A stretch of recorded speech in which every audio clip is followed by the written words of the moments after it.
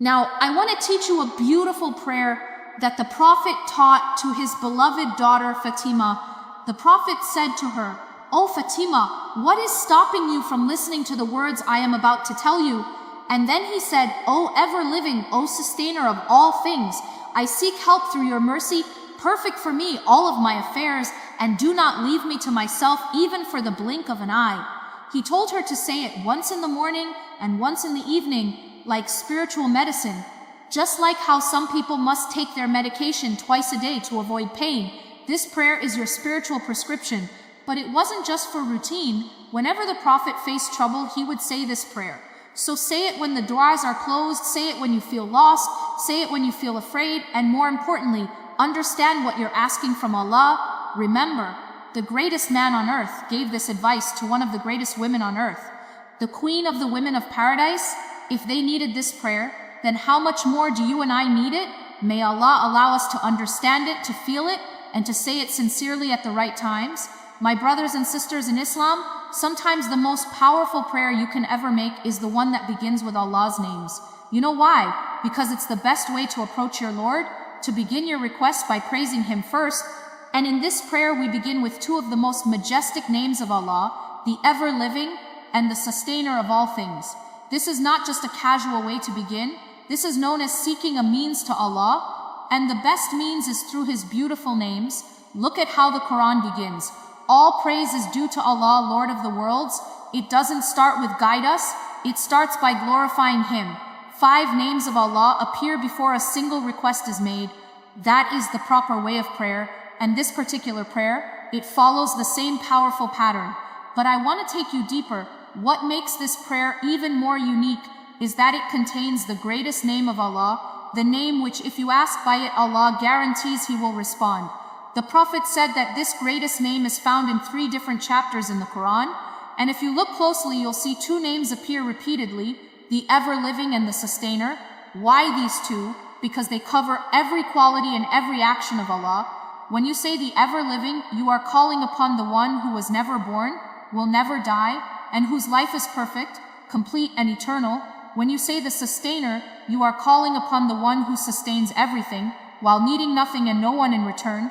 That's why these names are the greatest, and knowing these names brings so much peace to the heart. Let me explain. Imagine a child goes to his father and says, "Dad, if you die, who's going to feed us? Who's going to take care of us? Who's going to protect us?" This child is scared, but the moment the father looks back and says, "Son, I'm alive, don't worry," what happens to the child? His heart calms down, his fear disappears. Now imagine Allah says to you, "I am the ever-living." Do you still think you need to worry? You're sitting in the corner of your room, worrying about your future. Your mind is spinning. Where will I live? How will I survive? Will I ever get married? What if I lose my job? What if my health gets worse? And Satan whispers, exaggerates, feeds your anxiety, but from above the 7 heavens, your Lord is saying, "I am the ever-living. As long as I live and I never die, leave those worries to me." Look at the time when the Prophet passed away. The community was in shock. Omar threatened to strike anyone who said the Messenger of Allah had died. He couldn't accept it. He couldn't process it. And then came Abu Bakr. He calmed the chaos by standing firm and reminding them of Allah's eternal life. He recited the verse, "Muhammad is only a messenger. Other messengers have passed before him. If he dies or is killed, will you turn back on your heels?" And he said gravely, "Whoever used to worship Muhammad, then know that Muhammad has died. But whoever worships Allah, Allah is the ever-living. He never dies." Do you see what that name did? It restored peace to an entire society. This is the power of knowing Allah as the ever-living. It puts strength in your heart when the world is falling apart around you. And then Allah commands, "And rely upon the ever-living who does not die." Why do we rely upon Allah? Because everything else dies, everything else fades, perishes, vanishes. People, money, jobs, leaders, they all come and go. But if you rely on Allah, you are relying on the one who never dies. That's a foundation that never crumbles. And look at human life. We say we're alive, but our lives are so weak and incomplete. There was a time we didn't even exist. Then we are born, we get sick, we sleep, we forget, we sin. That's not a perfect life. But Allah, His life has no beginning and no end. He never sleeps, never forgets, never gets tired, never dies. The first, the last, no one came before Him, no one will remain after Him. Can you see now how much strength this gives the believer? Other people worship idols, cows, animals, ancestors, statues, dead things that don't speak, don't hear, and don't answer. But you call upon the ever-living, the one who listens to every whisper in your heart, the one who responds when you raise your hands. Even the prophets would call to Allah using His name. Look at Abraham. He told his people, do these idols even hear you? Do they respond? Do they benefit you? Of course not, because they are dead. But Allah, He is the ever-living. He gives life in ways you could never imagine, and He will open doors even when you think all the doors are shut. So don't lose hope. There was once a man among the children of Israel who was killed, intentionally murdered, but no one knew who the killer was. The people were confused. They didn't know how to solve the case. So Allah, in His infinite wisdom, gave them a command. He told them, slaughter a cow, take a piece of it, a limb, and strike it on the dead man.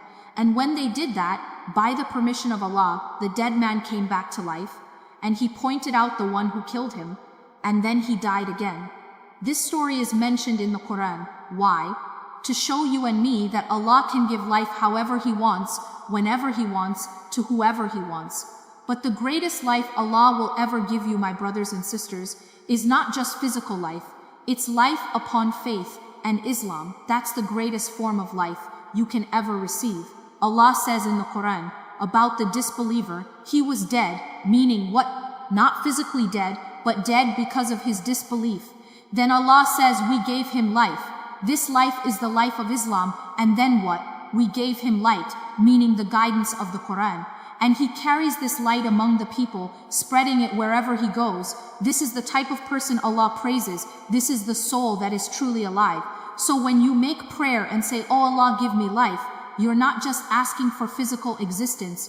Oh, you're saying, oh Allah, give me the best kind of life, the life of faith, the life of belief, the life of Islam. Keep my heart alive with guidance. And this type of prayer, this yearning, this longing, always brings us to reflect on one of the greatest names of Allah, the ever-living, the one who is self-sustaining and sustains all things. He depends on no one, yet everything depends on Him. He doesn't sleep, He doesn't rest, He doesn't get tired. He is the ever-living, gives life, He takes it, He sustains and provides, He guides, He helps, He assists, He uplifts, He protects. That's Allah. You and I, we depend on others. A child depends on a mother. A wife might depend on her husband. A student depends on a teacher. A man depends on his job. Everyone in some way needs someone else. But Allah needs no one. Imagine for a moment that someone told you today you're in charge of your street, just your street, meaning you're responsible for feeding every person, solving every problem, hearing every request, understanding every language, regulate their blood pressure, monitor the heartbeat of every creature, take care of every bird, insect, and cat on your street. Can you do that? Let's be honest. Can you even manage your own house without Allah? But Allah is taking care of the entire creation, every living thing, everywhere and every moment, the ones we see and the ones we don't. That's the sustainer. You can't breathe without the sustainer. You can't eat, walk, talk, sleep, or wake up without the sustainer. You can't purify your heart or be healed from hardship without the sustainer. You need the sustainer in every aspect of your life. And we call on Him. We say whoever calls upon Allah with these two names, their prayer is never rejected. But we need to shift our attitude when it comes to making prayer. We often obsess about whether our prayer is answered or not. Listen to what one of the righteous people once said. I don't carry the concern of whether my prayer is answered or not. That's not my worry. My concern is whether I actually make the prayer or not. Because the answering of the prayer is upon Allah, and He's already promised to respond. What a beautiful mindset. Today we want everything like Uber Eats. We order something and expect it at our doorstep. And if it's wrong, we complain, we get upset, we demand a refund. But prayer is not like that. You don't say, why didn't I get what I asked for? Prayer is relationship. Prayer is worship. Every time you raise your hands to Allah, you're earning reward and you're earning the love and attention of your Creator. Sometimes we say, oh Allah, I ask you for all types of goodness, but wait, if you already knew what was good for you, why would you ask? The very prayer is teaching you that you don't know what's best, but Allah does.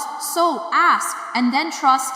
Whatever comes from Him is goodness. The Prophet taught us to say, through your mercy, I seek help, O Allah. This is one of the highest forms of prayer. It's called calling for urgent help, desperate help, rescue. It comes from the word, which means rain. Imagine a group of people in a desert, no water, no crops, their animals are dying, and if rain doesn't come, they all perish. When they lift their hands to the sky and beg Allah, that sincerity, that brokenness, that is desperate prayer, it's a cry from the heart.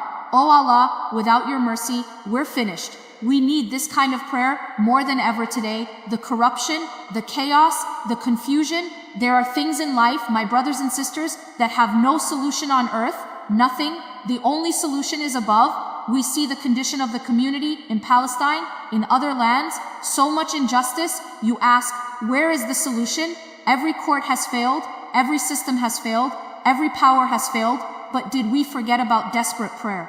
Go back to the Prophet on the night before the Battle of Badr. He stood the entire night, hands raised high, not like this, but like this, reaching to the sky, begging, Oh Allah, fulfill what you promised me. Oh Allah, give me what you promised. Oh Allah, if this group is destroyed today, there will be no one left to worship you on earth. And his cloak fell from his shoulders. That's how long his hand stayed in the sky. Abu Bakr picked up the cloak and placed it back on him and said, O Messenger of Allah, that's enough. Allah will give you what He promised. This is desperate prayer. This is how doors open.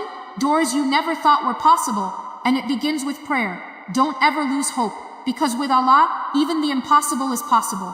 When the Prophet was calling out to Allah before the Battle of Badr, desperate, hands raised for divine aid, what was the response from our Lord? Allah said in the Quran, when you sought help from your Lord, He responded, I will reinforce you with 1,000 angels following one another. Amazing. This was not just a historical moment. It was a message to every one of us. When there is no earthly solution, divine support is already on its way. The Prophet had no backup, no cavalry, no abundance of weapons. They were outnumbered, under-equipped, and vulnerable, but they had Allah, and that was enough. You see, sometimes we're in situations where everything seems shut, no doors, no windows, not even a crack of light, and that's where many give up. But the believer raises his hands in the dark and calls out to the one who never sleeps. And when that happens, the help of Allah is nearer than you think.